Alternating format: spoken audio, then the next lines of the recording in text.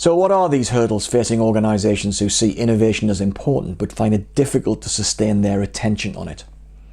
Another example from my own experience was where we introduced what we thought was going to lead to some good outcomes in respect of supplier innovation. At one of our regular supplier conferences, we announced that we would be launching a supplier suggestion scheme, offering key suppliers the opportunity to bring forward their best ideas on a gain-sharing basis.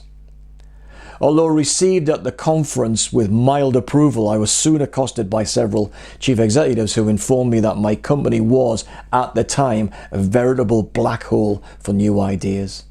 There had been multiple submissions of sometimes quite radical ideas to improve cost, of course, but also improve the manufacturability of the product specification. They'd gone nowhere. What we found was that there was no process or resources allocated to managing a pipeline of new supplier ideas at all.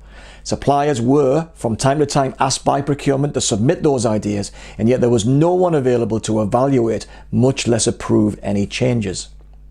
Designers in the company considered the suppliers a nuisance.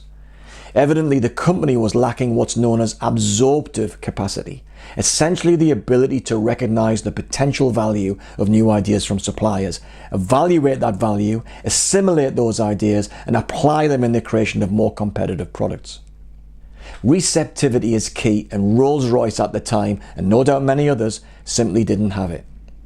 The company claimed, at least in part, to be a learning organisation with an incredibly strong record of technical and commercial innovation, but there was a degree of corporate arrogance in that unsolicited submissions from suppliers were not considered a priority at all.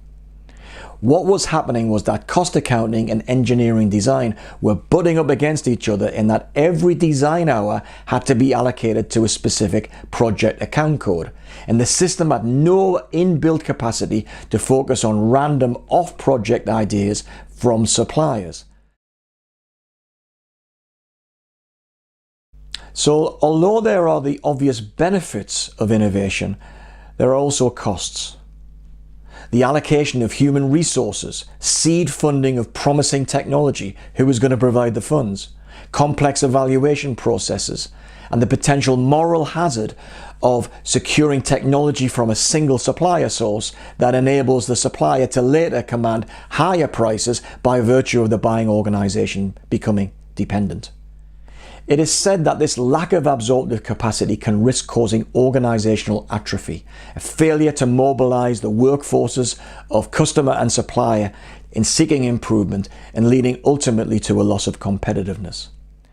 So if there is one thing I can recommend, it is to invest in innovation capture, ensuring that there is the necessary and sufficient internal capacity to take advantage of new ideas from both inside and outside the organisation. In the next video, I'll talk about leadership for a supplier-enabled innovation from the C-suite and the CPO's office.